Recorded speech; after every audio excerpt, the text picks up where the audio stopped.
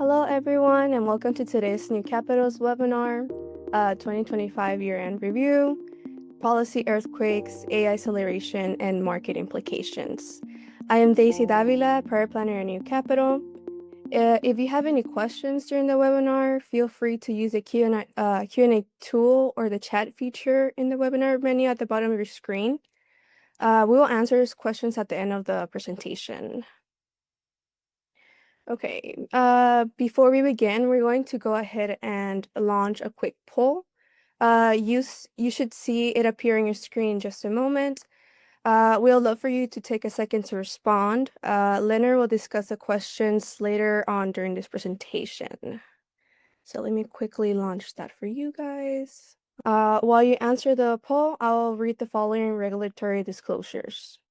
This new capital presentation is being made available for educational purposes only and should not be used for any other purpose.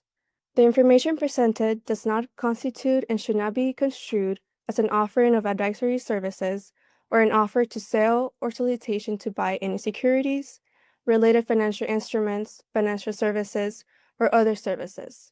In any jurisdiction, past investment performance is not an indication of future results. Wherever there is the potential for profit, there is also the possibility of loss.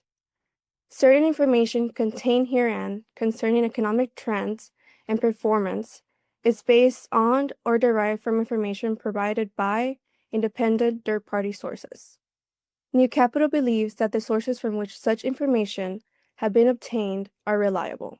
However, we cannot guarantee the accuracy of such information and have not independently audited the sources. Okay, thank you. I'll let a few more minutes so you guys can finish answering the poll. I'm going to hand it over to Leonard. Daisy, thank you very much for filling in for Catherine, who is at Disney World, Mm-hmm.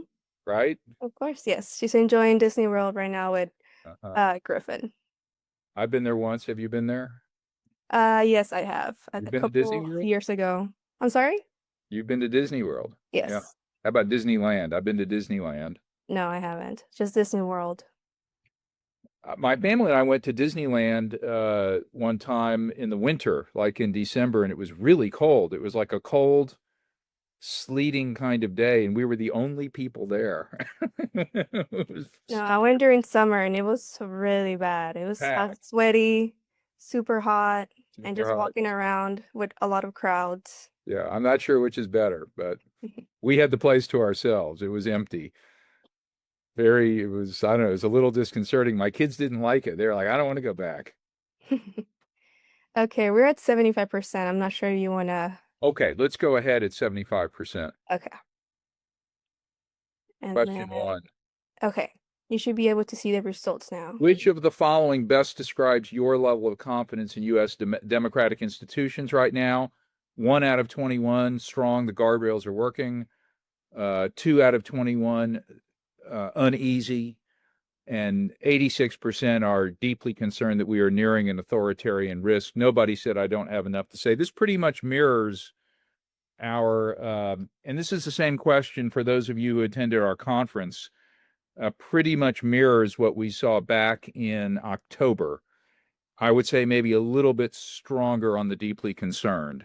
And so maybe a little bit higher on that.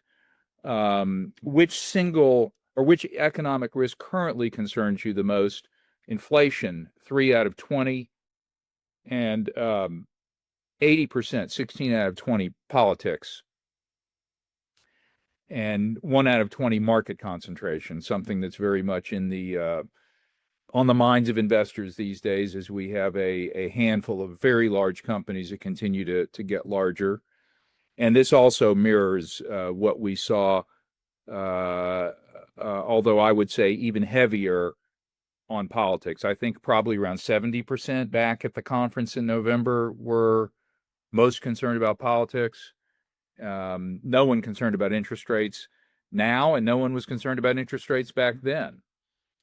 And then the third question, are you currently more concerned about missing out on market gains? Nobody is concerned about missing out on market gains. Amazing. We had a few people back in October who were concerned about that. Nobody at this point is concerned about missing out on market gains. People concerned about losing money or preserving capital, about 24%, both equally. That's fair. So there you go. That encapsulates missing out on market gains. That's a good balance there. And then nobody, or 7 out of 17, the largest number, 41%, say neither. I'm staying calm and low and long term. And then the fourth poll question, the dramatic increase in technology stock valuations is 63% of you say this is a bubble. 19% say the valuations are reasonable. 6% say, if anything, it's undervalued. 13% don't have an opinion. That's the first time I've asked that question, but this AI bubble meme that's frequently in the news, 10 out of 16 see it that way. So thank you all very much for your answers. This helps me to know what you all are thinking. And of course, you have the chance later to ask questions. Before we get to that, let me just get back to the title of this talk. We had put it out originally as policy shifts. And in the last couple of days, I said, it's really not strong enough. What we really have in 2025, if we're going to review 2025, are policy earthquakes. Whether you like them or don't like them, whether they worry you or even scare you or they don't and you applaud them, they are earthquakes that have occurred over. So I changed the title over the last couple of days. Policy earthquakes, and I put it in all caps. The rest of the title is the same as we've been advertising it, AI acceleration and market implications. But I just wanted to point that out. Before I get into the heart of the talk, just some updates on NCM 360, Q4 quarterly and annual reports. We put them all together in one package, are available on NCM 360. So our team got those completed and uploaded the other day. And so if you're interested in looking at how your portfolio did and where it's situated, then you can log into NCM 360 and pull up the report. I want to remind everybody that we have extensive meeting notes that are tabulated by our AI note taker. Does a much better job than I used to do trying to handwrite notes, and Casey trying to transcribe those notes. And I really recommend that after we meet that you take a look at those meeting reports. They do a great job of talking about what we talked about, and those are always available after our meetings. Usually takes a few days because we clean up the notes and make sure that we don't get any, AI hallucinations, and then we post the reports. We have updated cash flow modeling. If you want to take a look at how your income and your expenses line up together, we built that module into NCM 360, and you can go in and do that. And then one of our latest features that we built, automated reminders. Many of you have probably gotten some, maybe most recently in the last few days, a reminder that you owe estimated taxes. And we've added the ability to kind of ask for service on some of these reminders. We can't provide service on all things like filing a tax return. Your CPA would have to do that, but on other things, perhaps you could request service or give some indication that you need some help or our assistance on it. That's now built into the reminders, and the reminders come both by email and by text. Oh, and I also remind everybody, nobody else has this. This is all technology that we've built. I don't think anyone else in the industry has this. And then finally, of course, organization and storage. We're regularly getting asked. I was asked just a couple days ago by a client who was in, how do my husband and I get organized? I've got stuff on a spreadsheet and he's got stuff on Word documents and stuff's all over the place. Is there some system, was the question, that can help us get organized? I said, yeah, actually there is. We talked about it for quite a bit, and it's called NCM 360. And so there it is. If you would like to get more of your information in there, we're available to help, or you can do it yourself. Okay. This slide I've entitled 2025 From Rules-Based Governance to Power-Driven Economics. From rules-based governance to power-driven economics. Some of you may say to me after, and I've gotten these comments after some previous webinars or talks that have said that I was overly political in my comments. And I just want to say that the comments I make today may sound political. But it's not intended to sound political. I'm not intending to sound political. It's not my job to judge policy. It's the job of the American people to judge policy. It's my job as a voter, as an individual to judge policy, but it's not my job as an advisor to judge policy. Or at least it's not my job in the context of providing an informational webinar and managing your assets to judge policy. It is my job as an advisor to assess how policy changes, that is to say, changes in how power, changes in law, changes in institutions affect markets and institutions. That is my day job. And when the rules that markets rely on change, for me to ignore that risk would be a political choice. In other words, for me to ignore political actions that result in changes in markets, institutions, laws, etc., for me to ignore those things, that would be a political act. That's not my goal here today. And so I wanted to point that out at the beginning, and anyone's welcome to make comments later, as always. We have executive power unbounded. Emergency authority is in some sense normalized. At least it's claimed to be normal and claimed to be authorized. And often we have courts and Congress sidelined, not totally inactive and not without their own power, but sidelined, and an executive branch that is intent on doing as much as possible to sideline any challenges to executive power and to challenge checks and balances on that power. We have state coercion of labor markets with mass arrests, detentions, imprisonments, deportations of people who are workers. They may not be citizens, but many of them are workers. And many also are legal residents. They have received previously from the U.S. government an authorization to be here. They may be refugees. They may have sought asylum, but they have papers that give them the right to be here. And even those are experiencing extraordinary friction in their residencies. We have an expropriative foreign policy where force, seizure, and the application of leverage is increasingly or has already replaced treaty-based norms. We have personal enrichment by government officials where policy is being aligned with private financial interests. And we have government acting in markets very strongly to favor certain firms or direct outcomes and politicize capital. My view is these are statements of fact.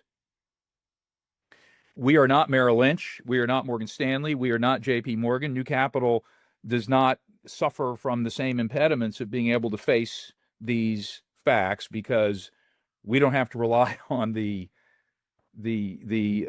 executive for certain political favors or any other thing. So I'm in a luxurious position of being able to state these things, and I think they're facts. The question is, what does it mean for portfolios if this is the state of play coming out of 2025? That is, for me and for all of us at New Capital, that is the question. And so what are the investment implications? What it means primarily is that governance risk, which previously has been seen as a risk that that is not present in the United States, is completely absent, does not exist. The U.S. is the safe harbor in the world, and the United States Treasury bond is the risk-free asset. And governance risk now lies in other places, like Venezuela or Europe or emerging markets in general. Somewhere else, a foreign place, another country, overseas, government risk is now domestic, I would say, as well. Not exceeding governance risk in other places. I don't know that it's worse in other places. I've done some traveling internationally over the last few years. I've been in Morocco and I've been in Tanzania. I've been in Spain. I've been in Mexico. I've been in Costa Rica. I think that covers it, but there may be more. Governance risk now accompanies us here in the United States. And it means also that volatility, something that we've seen that blows up like the wind and dissipates like a storm, and is seen as something that is cyclical. It comes and goes with the business cycles, that at least for now, it is now structurally built in to the domestic framework. Volatility is structural, not cyclical. And therefore, it means that diversification also includes jurisdictional risk. That when we look at diversification, we're not just looking at a set of risks that do not include jurisdiction. That is to say, the application of legal and power and structural variables on governance, on ownership, that jurisdictional risk now exists in the United States. May have always existed, may just not have been prevalent, present, manifested. But in this period that we are now in, as an asset manager, as a advisor, I have to conclude that there is jurisdictional risk in the United States. It's not absent. As we look at 2026, what does all of this mean for different asset classes? Just for example, how does all this translate into portfolio management? Well, if we take U.S. equities, we might see higher dispersion of returns and risks. Certain industries might be subject to rules changes. Over the last week, the President of the United States has declared that defense contractors, many of which are publicly traded and which are highly subject to pressures from the executive branch, given that what used to be called the Department of Defense is now the Department of War, has an enormous amount of say in the economic viability of those companies, that they would no longer be permitted to pay dividends. I think that was the news. And we're seeing the entry of executive power and application of executive power in many, many different industries. Another pronouncement over the last week that credit card companies would not be permitted to charge greater than, I think, 10% on credit card balances.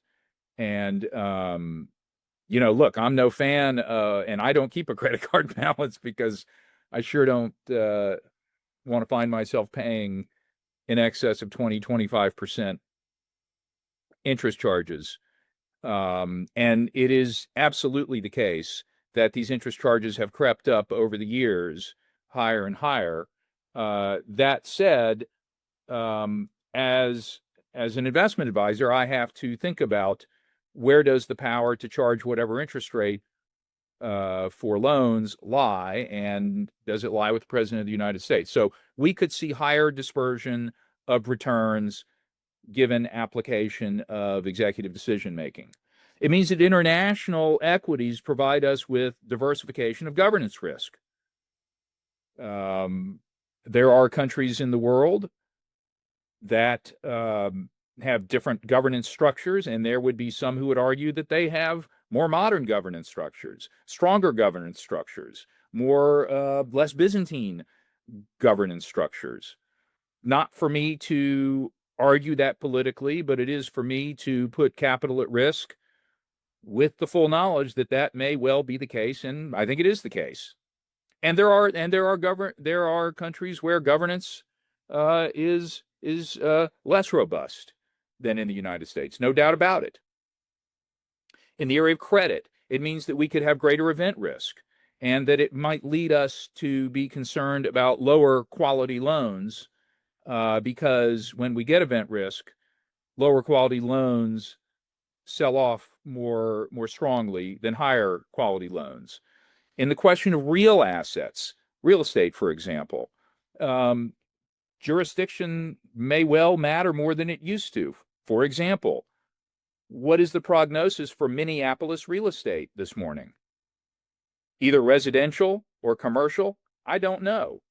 But clearly, as we read the news, one can imagine that if we live in Minneapolis, that the attractiveness of Minneapolis, for whatever reason, for whoever someone holds responsible for problems in Minneapolis right now that are going on, it has an impact on values. And so jurisdiction, who has the right to assert power and legality, that is to say law, in jurisdictions suddenly matters. This is not location. We're talking about real estate. So I'm not talking about location. Location is simply part of jurisdiction. Jurisdiction is a much broader concept. And so real estate, great, love it, wonderful asset. We hold a little bit in portfolios and always have, but suddenly jurisdiction becomes more of an issue, at least in domestic real estate markets, than it used to be. And then cash and liquidity. The importance of strategic optionality is there. And the ability to use cash, whether it's to help pay our expenses or to make portfolio moves or to have defensive characteristics in this new period, is an important consideration. And when I talk about cash and liquidity, I'm not talking about what's the cash allocation in your portfolio. What percentage cash are you holding in the portfolio? That's part of it. But it also means how quickly can an asset be turned into cash if we need it, right? And so at New Capital, we're just not doing a whole lot in privates. I know privates are all the rage in a lot of areas, but we value liquidity right now, and to tie your money up in something, even if the promise is made that liquidity can be gotten for you in a week or 2 weeks or a month or whatever the case is, a lot less than never, we have a preference for liquidity. We like to be able to turn assets into cash, overnight. And so that's our preference. So what does a 2026 looking ahead environment look like? Less stable rules. The rules can change at any time. And so that leads us as a response to diversification. Faster shocks. They're really coming quickly. And so liquidity is one important response to faster shocks. Markets that are being directed. Maybe we exercise more selectivity.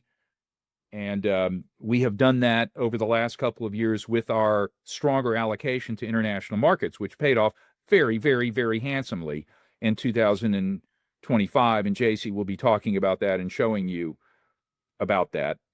And then AI, finally getting to AI. AI is a very productive assistant for us here at New Capital, and it's proving to be so for people all over the place. And our response to that is to continue firm innovation. We really are strong users of AI. We use it to help us do research.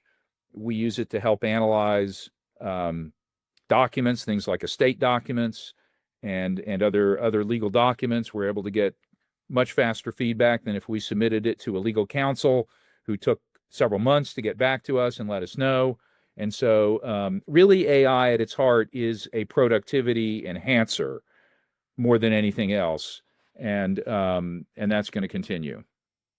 I feel that we have now for 20 years been building our services and our portfolios for this new world. It wasn't what I set out and intended to do, but it's where we find ourselves. And I feel very proud of what we built in terms of services and portfolios for this new world that I have been describing over the last few minutes. Our portfolios are global. I've talked about that for a long time. All of you know that. And we stuck to our guns over the last years when U.S. Stock markets outperformed international markets. But the valuations were very compelling in global portfolios. And now I strongly value the governance diversification as well as diversification of other risks. And so I'm very pleased to be able to offer global portfolios at New Capital. Now, everybody knows that we implemented U.S. only models as well a couple of years ago, maybe a year ago. And so if anybody wants U.S. only models, we can do U.S. only models. But our bread and butter has been global portfolios. And liquid portfolios. I just talked about liquidity and the importance of cash. We don't have to hold a lot of cash for you, which usually is lower yielding, because we can convert your portfolio very quickly to cash. So it gives us a luxury that we can really get you fully invested and keep you fully invested because we can get you the cash you need when you need it. The portfolios are highly, highly, highly tax efficient. And I know this, of course, because I am a client as well of New Capital Management, and my family is the largest client of New Capital Management. So I eat my own cooking, and I know what tax bills look like for myself coming out of our portfolios, and they are tax efficient. Doesn't mean they're zero, but it means that we are just about as tax efficient as we can possibly be in the way that we manage. Accounts in Switzerland. We have some clients who have opened such accounts. I have an account. It's not right for everybody. It's not something everybody needs. And some clients wouldn't qualify. Generally, you need to be higher net worth to go about the Swiss account, but we have that relationship. We had a gentleman who's in charge of one of their larger departments visit with us just yesterday, and it was a very good meeting and convinced me more than ever that relationship with Bank Vontobel in Switzerland is a good and important relationship for our clients. We have the ability to issue securities loans, set up securities loans for clients. In the U.S., 5%. In Switzerland, 1%. The Swiss National Bank has a very low central bank rate, and that's reflected in very low securities loans costs for loans that originate in Switzerland. Residency and citizenship by investment. We have clients who have made moves. One of our clients made a move just the other day, actually, to the United Kingdom. Something that he had been planning for a long time. It's wonderful, and we have more and more clients who are at least looking into residency and alternative citizenship in other parts of the world. And then we have many clients who are relocating, and whether that's just because that was what they wanted to do in retirement, or something else has changed it, or they just want to live somewhere else, and that can be within the United States. We are doing an enormous amount of relocation evaluation and planning. That is to say, financial planning to see what are the impacts, and if we sell this and buy that and move here and do that, what does that look like on the plan? We are very, very adroit at helping people find a new life, if that is what they want. And then finally, NCM 360, because we have an organizing technology that allows people to keep information wherever they may be, and we developed and own that technology. Okay, so that's just a list of some main portfolio and service items that I think really now look very good and mesh very well with this new world that we're living in. Now I'll say a few words about AI because I said I would in the title. The left-hand chart, these are from J.P. Morgan, one of our partners, um, everybody can see that the investment, everybody knows that the investment that is being made is being done in the hundreds of billions of dollars by the large hyperscalers. Alphabet, Amazon, Meta, Microsoft, Oracle, namely, are the big ones, but not the only ones. Lots of data centers being built by third-party data center developers, and there's lots of money flowing into that. And then you can see over on the right-hand side that this is having an impact on the free cash flow of these companies, right? As they make these investments, this is operating cash flow has gone up, but so have their capital expenditures. So they've had this enormous increase in operating cash flow, but since 2022, that's great, and they're using it. They're using that increase in operating cash flow to invest in building out AI. But overall, you can see that since 2004, the free cash flow of these companies combined has fallen, and that leads to a question as to, will they ever realize cash flow on these investments? We don't know, but they're making them, and a majority of you said this is a bubble. That is to say that the values of the companies has become inflated beyond the economic prospects.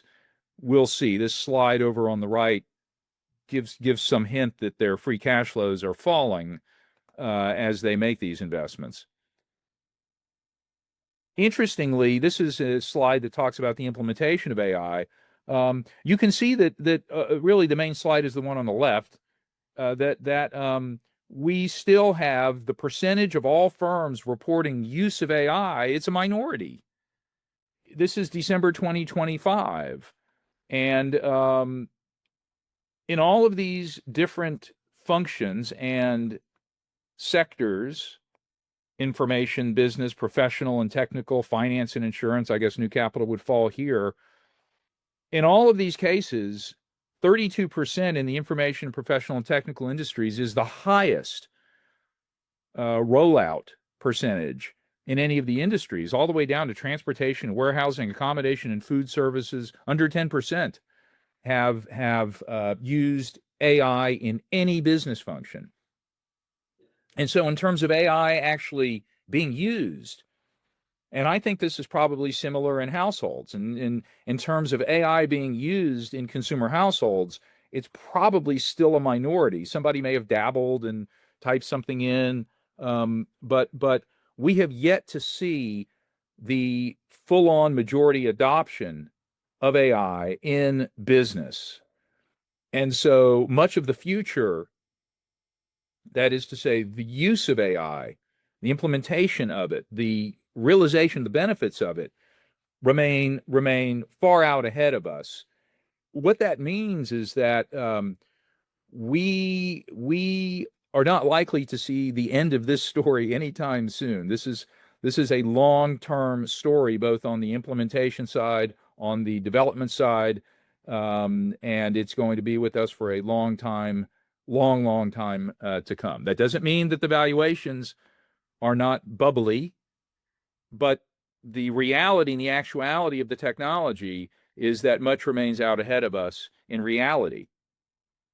Okay, next up, I'm going to ask Jaycee to join the webinar, and we're going to talk about models and model performance.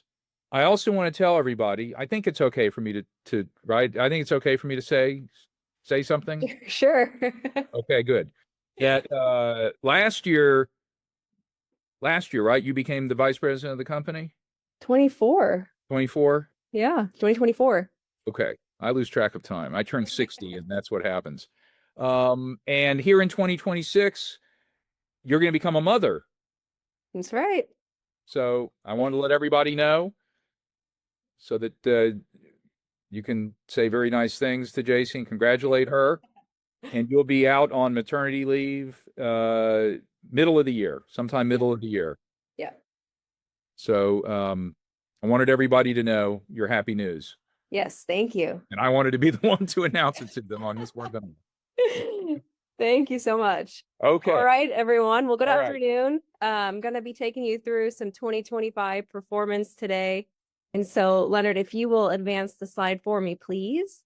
All right. So, we just want to start with a quick recap of the Q4 performance last year.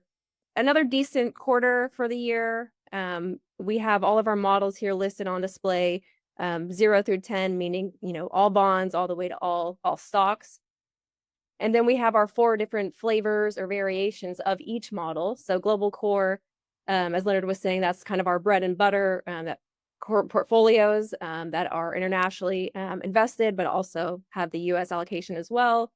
And then global market, so similar, but that just has, it doesn't have the tilt towards the small and value companies as much, more of a market weighting for those strategies. The US core, so these are our US only portfolios. The core meaning that it does have those small and value company tilts. And then the US market, US only portfolios, but market weights for those factors. And so you'll see for the quarter that bonds put up about 1% for the quarter. Not bad. And then leading up, you'll see all the way up to Model 10, so all stocks. The global portfolio, so you can see that international kind of outperformance throughout that quarter again here. So the global is not international only, it does still have the US allocation in it, but it is goosed a little bit, or it does have the international allocation. So about 3.5% for those global portfolios. And then the US only portfolio is about 2.5% performance for the Q4 performance. Not shabby. No. Not shabby at all for the US. Yep. All right. And now if we want to dive into each quarter for 2025, we may all remember Q1, really late Q1, where we had Liberation Day. There was a lot of tariff talk throughout Q1. So, markets were trying to price that in. So there really wasn't much movement in either the international or US markets. But you can see that while US was down, I guess that's about 2%. Yeah, almost 2%. Pretty strong down move. Good there, yeah. Global portfolios did eke out a little bit of a positive gain for the entire quarter. And then moving on to Q2 was kind of the strongest quarter for the year. So global portfolios over 7.5%, 8%. There was a little bit of outperformance by the global market portfolio. And again, these are our Model 6 portfolios, which is a 60% stock, 40% bond. So kind of the most well-known portfolio allocation is what we're using here. So if you're in a Model 6, the global market had a little bit of an outperformance toward the global core, but not by much at all. And so about 7.5% returns on the global portfolios. And then the US market had some outperformance over the US core portfolios, but those also had about a 6.5% return for that quarter as well. So definitely a strong quarter. Q3, another strong quarter, about 5% across the board there. You can see, almost neck and neck with each portfolio. And lastly, Q4 we just talked about. So global portfolio is about 2.5%, and the US about 2% for these Model 6. So pretty strong year all the way across. And we'll look at the annual performance here on this slide. Putting that all together, you can see bonds put up about 7.5% for the year. And then moving along, you can start to see how the global portfolios start to pull away from the US only models with the higher equity allocations all the way to our 100% stock portfolios. The global portfolios put up about 24, 25%. It looks like 28. I can't even. Yeah, about 25%. 25%, which is, not double to the US, but not far from it. So very strong year for the international markets and for our global portfolios. But the US portfolios had a strong year as well, just not in the same magnitude. Yep. And then just a quick 2026 year-to-date performance. I know we're only 2 weeks in, but you can see we're already, headed off on a strong foot here. So portfolio, the stocks are up about 3% or so. Again, global portfolios proving their way through the start of the year here. So it does look like the global portfolio is about double what the U.S. is doing so far just to start the year. So Kind of the beat goes on. It's really the story of the first couple of weeks. But what's really interesting to me here is that the U.S. core is really outpacing the U.S. market. right. And what that suggests, Jaycee, is a rotation in the U.S. market out of technology stocks and into more reasonably valued Yep. industries, Right. because it's noticeable. Oh yeah. Oh yeah, for sure. Okay. And then I just wanted to remind everyone, kind of start with the 2024 valuations before we move on to 2025, so we can just have some reference here. So the global core portfolios, the valuations are about, they're still, they're still strong, they're still high, but looking at the US market, much cheaper than the, tech stocks. And so this is where we sat at the end of 2024 on the valuations. Price to book as well. You can see the US market valuations higher than the global as well. And then yields, dividend yields on the global portfolios are about 2.5% versus US market about 1.5%. So stronger yields coming from the international stocks as well. And then just to kind of show you the shift in 2025, everything edged up just a little bit. Still expensive in the US market, but everything did inch up a little bit. Nothing, too dramatic. But stocks are a little bit more expensive this year than they were in 2024. Including the global, Right. global Everything, portfolios. yep. So Everything. if we go back 15.6 and 17, even the global portfolios have gotten a little bit more expensive. Yep. And the US portfolios also. Mm-hmm. 17.9, 20.8 versus 18.4 and 21.6. So everything's gotten a little more expensive over 2025 Right. than end of 24. Right. Price to book, yields are down, as Yields are down just a little bit, yeah. prices go up, the yield goes down. Mm-hmm. All right, and then taking a look at bond yields and duration. So again, starting with 2024, global yields about 4.3 in 2024, US about 4.6 on the dividend yields.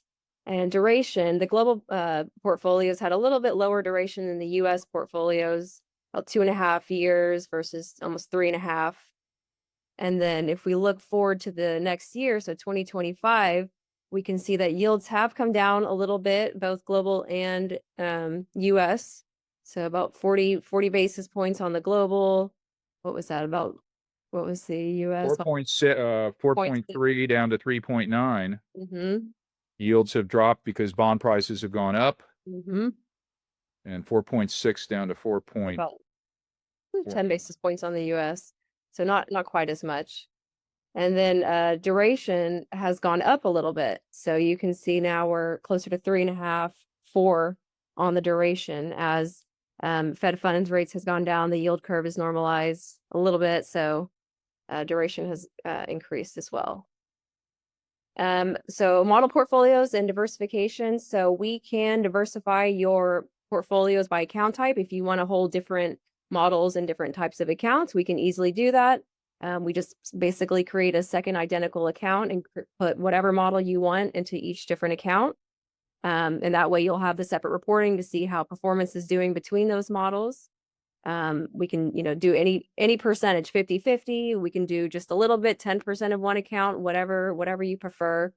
There will be a little bit of additional, you'll have 2 tax forms, you'll have a little bit of extra trading costs, but nothing significant. And we're happy to talk with anyone about that who's interested.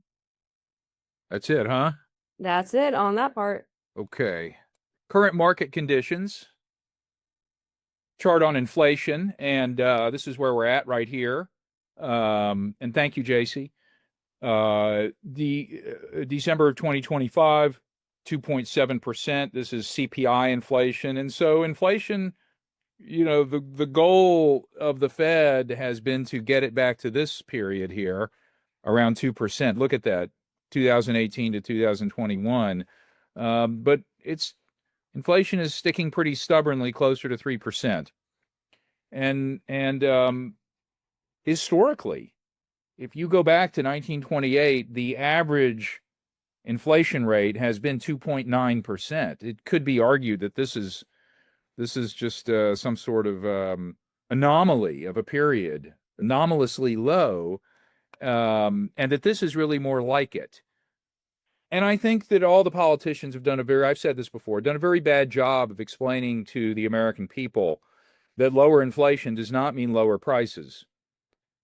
I think Joe Biden made did a very poor job of explaining to people that bringing down, they brought it down from this big peak that came out of COVID.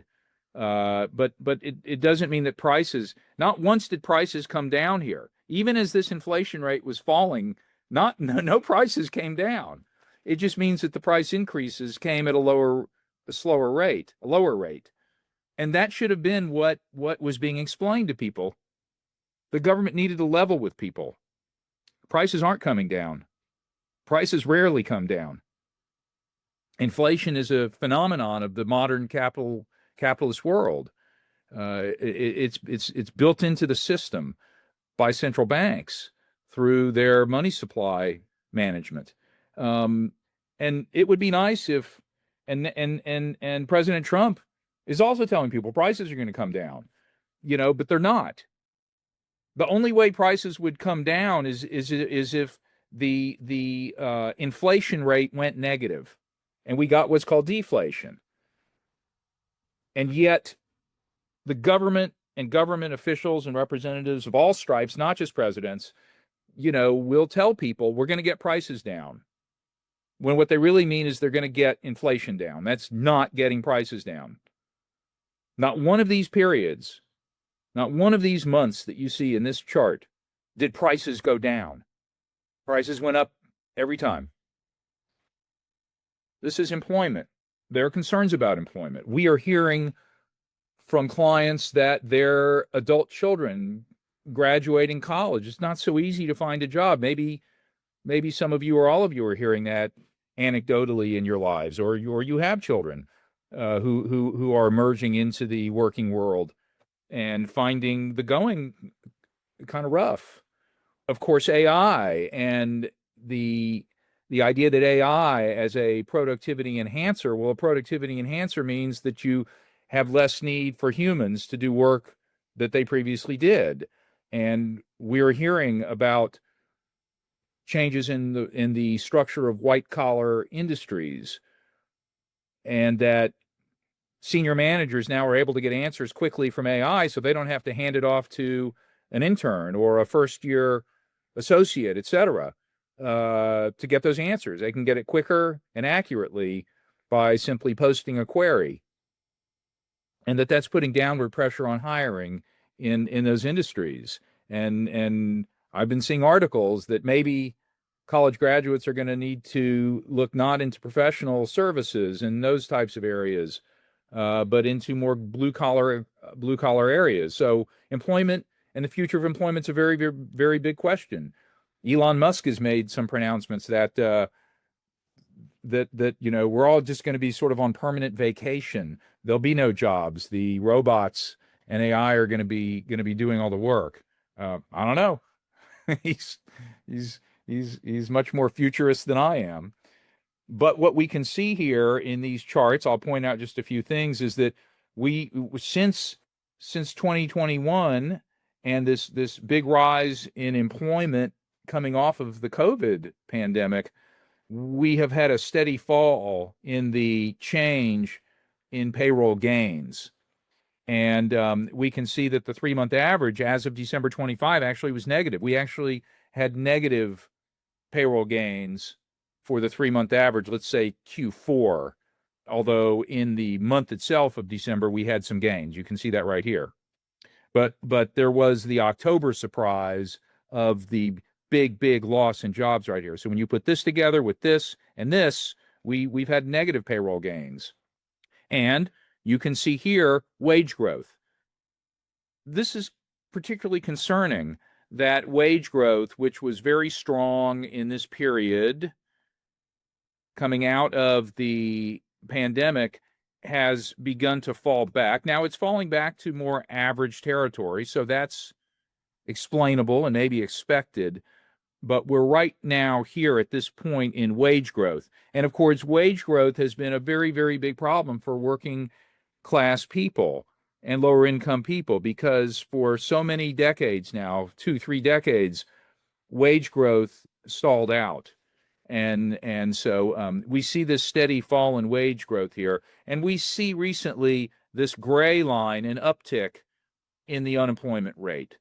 So just some things to know. We're not in any crisis territory here. We're not at 20%, unemployment, or 10% anywhere there, but the trends right now are toward lower employment. Here is the Treasury yield curve. And as Jaycee was saying, here is the current Treasury yield curve, and it's just about normal. Normal meaning what it usually is most of the time, upwardly sloping, except for this short-term rate. And here you might say, well, Donald Trump has an argument to make that the Fed funds rate should be somewhere around here, should be lower, so that this very short-term rate would naturally, the 3-month rate or the overnight rate or the 1-week rate would be below these longer-term rates. So leaving that aside, if you take that out, we have an upwardly sloping yield curve, very different than this peak inversion in July of 2023, and very different than the peak in October 2023 of most recent interest rates. Rates have come down. You can see that. Although here at this farther end of the curve, the 30-year, very close to where it was back in 2023, it hasn't budged much. So you can see that the curve since 2023, the short end has come down. And you probably know that because the interest that you're getting paid in your savings account has come way down, right? You're not getting paid what you were getting paid for this little slice in time. It's down here around 3.5%. Tariffs. Well, this was around Liberation Day. This is where the stated rate was around 30%. And I've talked about this before. Where it really is more about 15.6% as of just a couple days ago. But you can see even that, even though this is much diminished in comparison to this, way, way above anything we've seen since 1940 and the World War II period in the years just before it. Have not seen any kind of tariffs like we're seeing right now. The S&P 500, here we are, 22.3 times earnings. We've had a very, very long run here, punctuated with some drops in the market. And this market is, as you can see from this slide, not cheap. Here we are currently with the green dot, and we've seen a couple of times over the last, 30 years, when we've seen periods of valuations at this level. One was back during, this would have been just after COVID, right? So that huge leap up from the pandemic in March of 2020, we hit about the same level, 22 times earnings before falling off. You may not remember, in 2022, we had a tough year for investments. But way back here is the more notable time period, which was the tech bubble, the internet tech bubble of 1998 into 2000. And then the really, really steep, look at that, the steep fall in valuations all the way to 2008 and the financial crisis. So those are the only two times we've seen valuation levels. And I think that's reflected in the poll that you all were talking about, or that you all answered at the beginning, that some of you are less concerned about missing out on gains than preserving capital at this point. And this chart shows, I've shown this before, that the more expensive the market gets, these are rolling monthly periods. So each of these dots is a month, represents a month period. And this goes, back quite a ways. Each month, what is the valuation in comparison to the future subsequent 1-year returns, and over on the right side, the subsequent 5-year returns. So what can we expect in the future from here, given the valuation where we're at? And this chart helps us sort of make that prediction that, well, you can't expect too much. You can't expect too much, because in the past, when valuations have hit these higher levels, this is the x-axis, the valuation, when we've gone out way out to the right on the x-axis, generally what we have seen are lower future returns, which is the y-axis. Now, that doesn't mean it can't happen, that we get high returns. It just means that what you should expect as a client of New Capital, as an investor, etc., is you shouldn't expect 20% returns given where we're at with valuations. This is just the empirical way of showing you this. I could tell you that. I could just use words and say, well, you shouldn't expect much, but then you might leave my office and say, what does he know? Fine. It's this chart that underlies that admonition or that warning. Don't expect too much when we get super expensive, which is why, further, we've diversified you into other areas that are less expensive. Now, value versus growth. You might think only good news is in tech in terms of returns in 2020. Look, this is the third quarter of 2025. So this goes back to the end of last October, but I think the slide is still interesting. I'm not going to worry about the two charts on the right so that we can make sure we get your questions in. We're right at the top of the hour and want to get to questions. I imagine there may be some. But you can see that the 1 year period ending October of 2025, technology, 28% earnings growth. So this is not stock returns. This is actual earnings. And 28% earnings growth for the technology sector. Number one for sure. A growth sector for sure.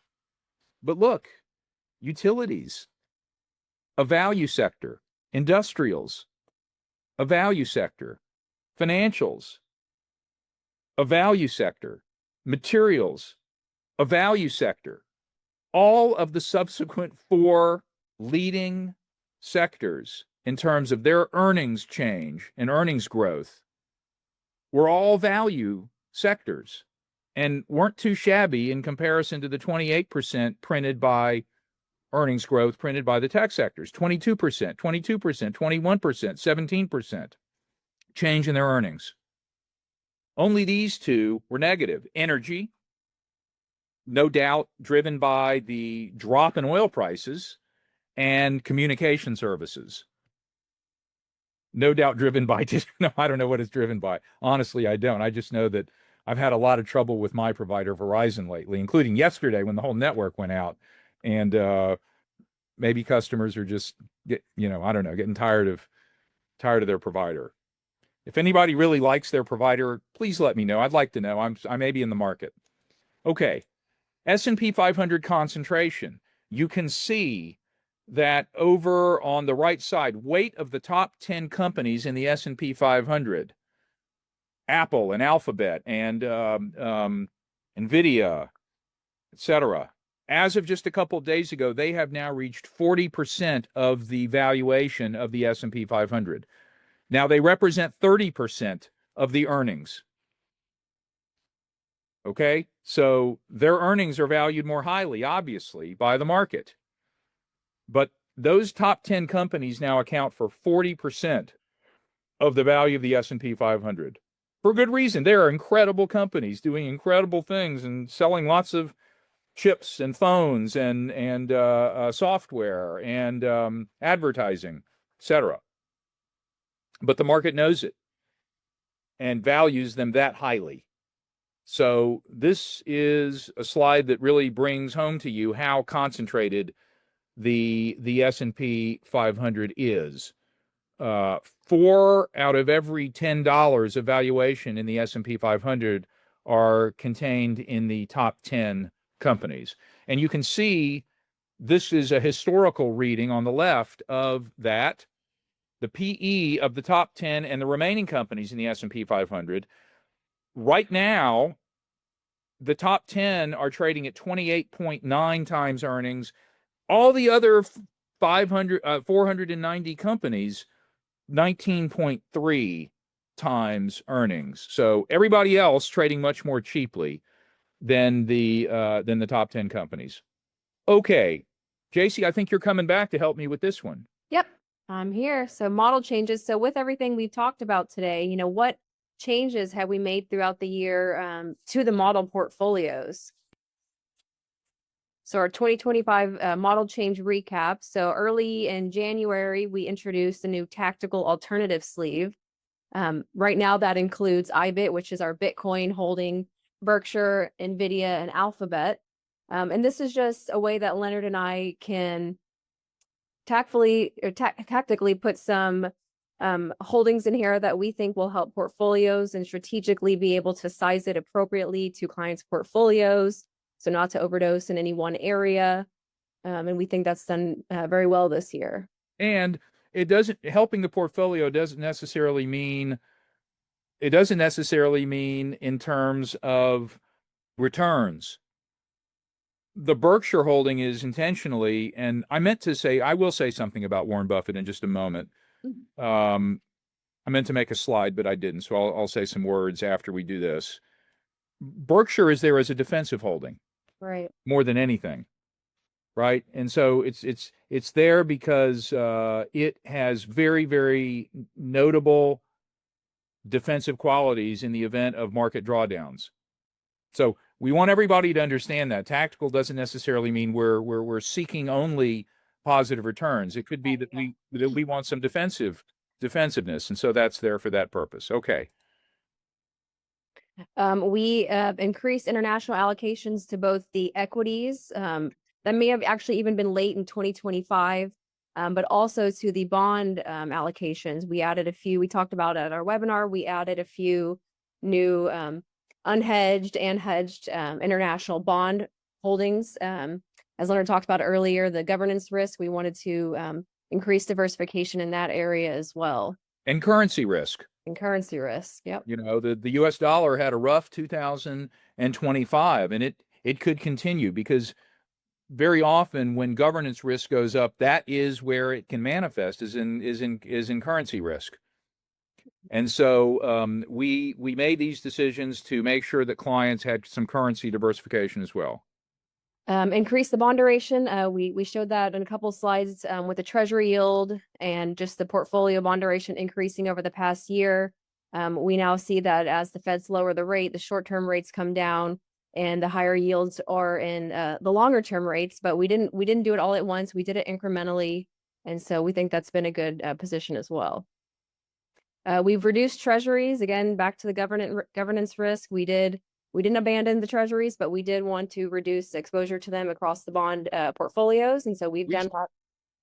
Sorry, Jaycee, we still hold treasuries. Yep. But we didn't want to hold as much as we were holding. Right. And then BINC, VGMS, and then there should have been another one, JBond, JBND. These are some new actively managed bond funds multi-sector bonds that we included this year. And so we are, using the big, bond portfolio managers at BlackRock, Vanguard, and JP Morgan to help us kind of adapt to the changing bond environment over the past year. So they're actively doing that in those funds. Yep. And so why all three? They all think they're the best. We're like, that's fine. we're gonna split it up among you, and may the best horse win. Yeah. But we have no ability to predict which of these big asset managers is going to come out on top. So we put some of your money on all the horses, and that way we come out winners. Okay, that does it. I think we can take some Q&A now. Now, Deysi, you're going to come now. I stopped sharing now. You told me this yesterday. You said you want me to stop sharing. Yes, Are could you you sure stop? it's not going to blow up the webinar if I press stop share? It shouldn't. Okay, here goes. Look, everybody. What did it do? Okay, there it goes. Okay, Also- so we're going to start answering a couple questions now. You can go ahead and feel free to type in your questions if you have any in the Q&A section. We currently don't have any, Leonard. No questions.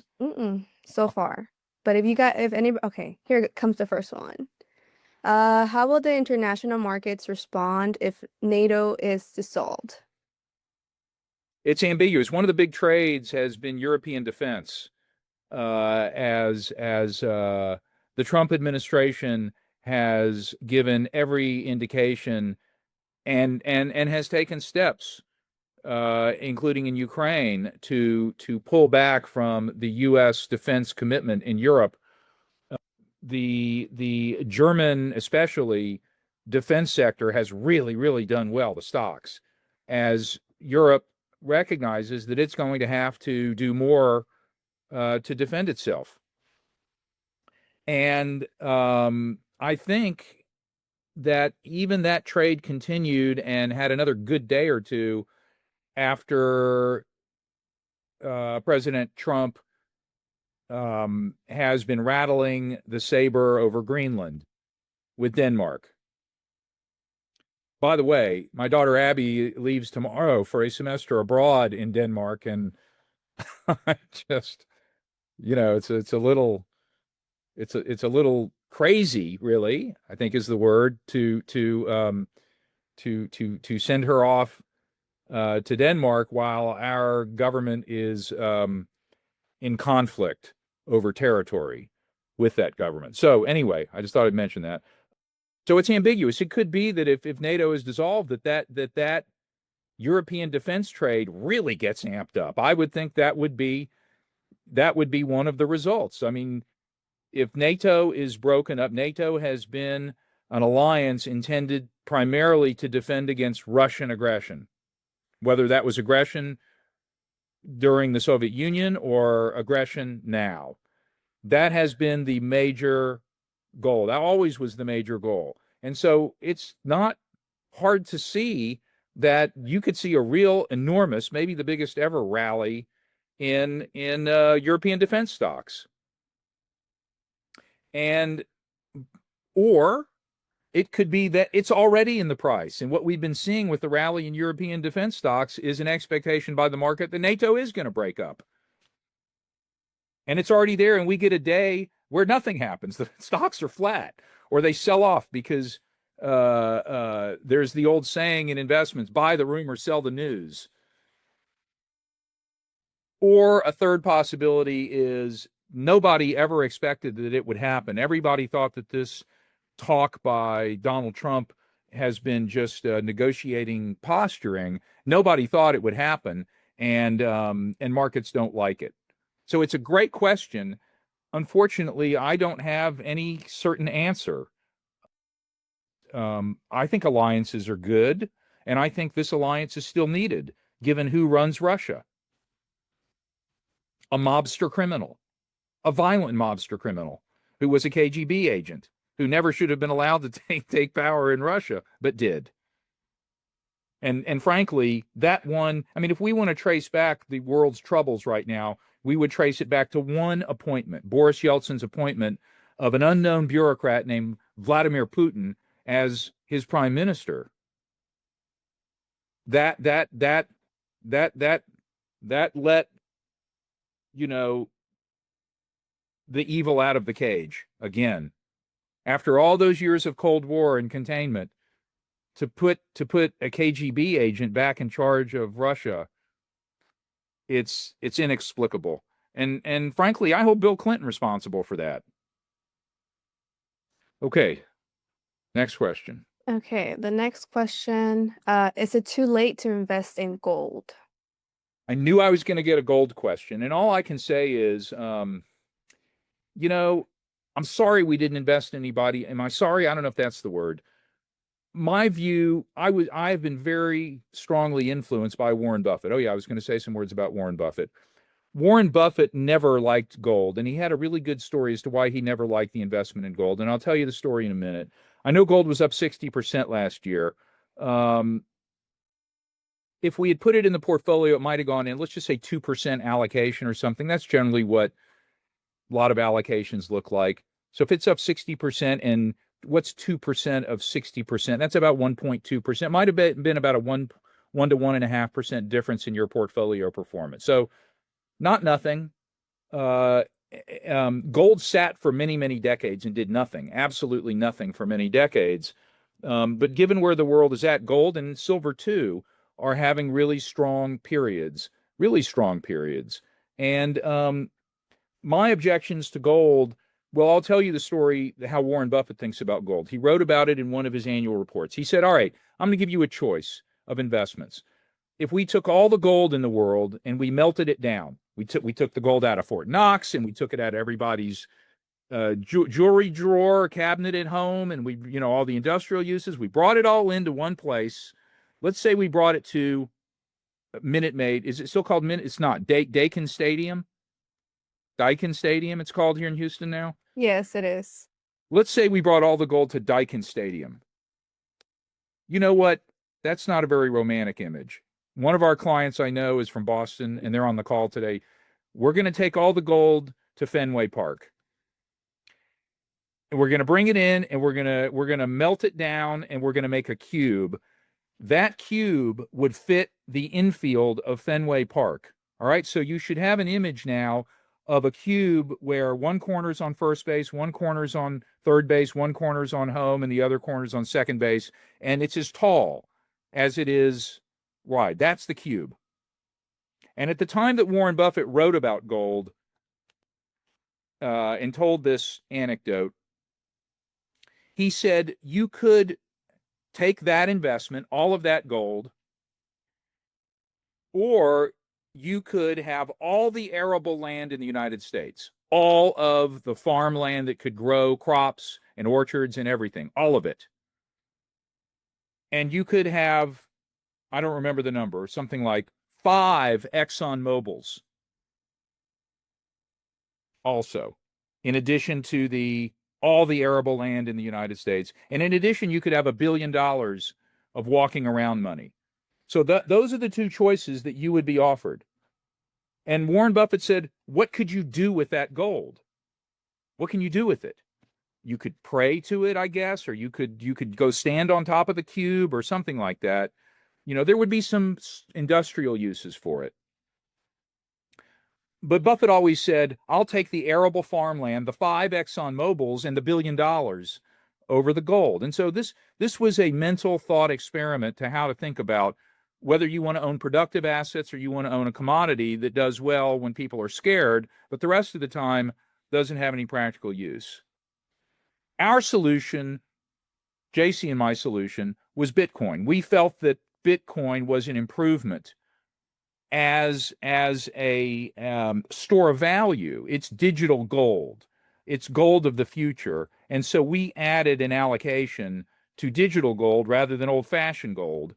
And sure enough, I think it's done well for our clients. It had sort of a rough year last year, but I think in general people are maybe break even or so. But it was real gold last year that had such a bang-up year. Is it too late to buy gold? It's never too late to buy anything, right? We can buy it. If people are interested in gold at this point, let me know. I've asked people before. I've asked clients. I've asked on surveys if people are interested in gold, and they weren't. I would only caution people, just because gold's had a good year or two doesn't mean that it's going to have a good year or two going forward. But I'm happy to talk with anybody about gold if you want it in your portfolio. But beware of chasing the hot thing. It has a way of cooling off. Hope that's a good discussion. Oh, let me say just a couple words about Warren Buffett. As most people know, Warren Buffett stepped down as the CEO of Berkshire Hathaway. And I just want to recognize him as an enormous, enormous influence on me personally. I wouldn't be in this business and I wouldn't have become an advisor but for Warren Buffett. My first career was in technology and computer network engineering and database design. And I got interested in investments because I read his annual letters and his chairman's letters to investors. And I have them on the bookshelf here at New Capital.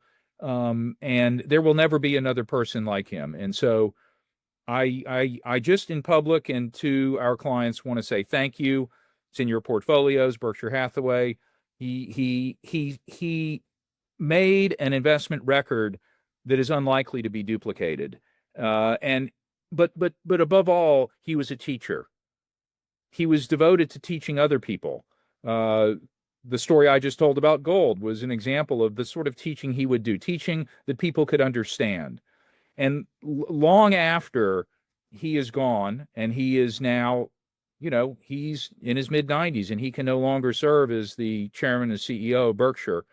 Long after he's gone, and frankly, maybe even after Berkshire is gone, centuries from now, his teachings, I think, will remain. And I encourage anybody, if you feel like you want to learn more about business or investments, there are books now that have taken his annual letters and put them into a book form, and I can't recommend it enough. His wisdom is extraordinary. Okay, next question. Okay. Given Trump's U.S. first policy, have there been any discussions or indications that the administration might penalize foreign investment earnings versus American investment earnings? This is a really good question, and I don't know about penalizing the earnings. It's a great question. But the assumption I go on as regards the Trump administration is that nothing is beyond their consideration. That's just, to me, the safe place to be working from. And that they have people working on looking at penalizing any sort of thing, including if you, dear client, decide that you wanted to move money offshore or to Switzerland or something, that you would get some penalty in trying to do so. Or if you were to try to trade in some way, that you might get some sort of higher fee or tax or something to do so. I don't know any of that for sure, but I have to go by the assumption that this is I'll put it charitably, very creative thinking group. And that if they see that there is an opportunity to aggrandize power, that they will at the very least consider it. And so I haven't heard anything like that. I haven't heard about any sort of taxation of foreign earnings, but I would not at all be surprised if something like that is being considered. I wouldn't be surprised if something has already been looked at in terms of capital controls on Americans and their capital. I just have to assume that is there, because clearly the second Trump administration was very carefully planned over a 4-year hiatus, and that there are additional plans that we don't know about. And that is a question. Do the American people deserve to know about the plans of their government? Nobody seems to be asking that question. The press has never asked that question, But what we basically have had, in my view, is a very, very careful plan, and a very, very strong one. You would never hear me say that these are not very, very smart people working in the Trump administration. Very clever. But a question is, do the American people deserve to know what's in store for them and what the plans for them are by our government? And nobody seems to be asking that. I'm asking that question, but not many other people are. I can't answer that question. It was a really good one. The question provokes additional thought about, what else? And who knows what impact that has on stocks, whether they're domestic stocks, international stocks, and so on. Any other questions? Yes, we have one more. It says, what value is there in Bitcoin? The value in Bitcoin is that it is a store of value and a means of exchange. Those are the two criteria, because there are, to my knowledge, only two. Something that acts as a means of exchange, medium of exchange, and a store of value, and therefore it acts as a currency. And so it has value as a currency. That is the base value. The additional value is that it is a digital currency, meaning it operates on the global internet, which is the most important network in the world now, I think, more than the highway system, maybe more than the banking system. It is the information system in the world. It was developed, by the way, by the Department of Defense, the U.S. Department of Defense, as a network that could survive nuclear attack because it's decentralized. And additionally, it is a globally recognized store of value and medium of exchange. So that Bitcoin in Africa is the same as Bitcoin in the United States and Bitcoin in other places. So that is its value. And its implementation is that it is limited in its supply. And therefore, given that limited supply, if it maintains its value, and if more and more people come to the realization that it has those values, there is the possibility that its value could remain stable or rise. And its value has risen very dramatically over the last year. So that's my short talk about the value in Bitcoin. It's kind of like asking, is there any value in currency or any value in the dollar? Well, of course there is. Money is a huge world-changing thing. The earth before money and the earth after money are two different things. So yes, it has value. We can debate what the value is, but on any given day, its value is what the market says the value is. Okay, Daisy, any other questions? We don't have more questions, but we do have a nice note that I think it would be nice to read. Okay. It says, your willingness to deeply consider and talk about these very important topics is why I have so much faith in your ability to be the excellent steward of my assets that you are. Thank you so much. Thank you, commenter. Thank you, everybody, for your time today. We really, really appreciate you taking your time and your lunch hour. If there are any other follow-up questions, please do not hesitate to get them to us. I'll be happy to be back in touch. If there's anything about your portfolio or anything about your financial planning that we can be helpful with, we will be happy to do so. We are incredibly grateful to be able to work for all of you. And we want to wish you a very, very wonderful rest of your day, wherever you may be joining us from. And Daisy, thank you very much Of course. for managing and getting us all up to the starting line and to the finish line. Thank you for all the work on that. And of course, to Jaycee for all of the wonderful work she does and her preparation. There she is. And of course, congratulations. I did see in some of the chat Yes. boxes that you had a steady flow of well-wishers. Yes. Thank you, everyone, so much. Yes, thank you everybody for joining us today.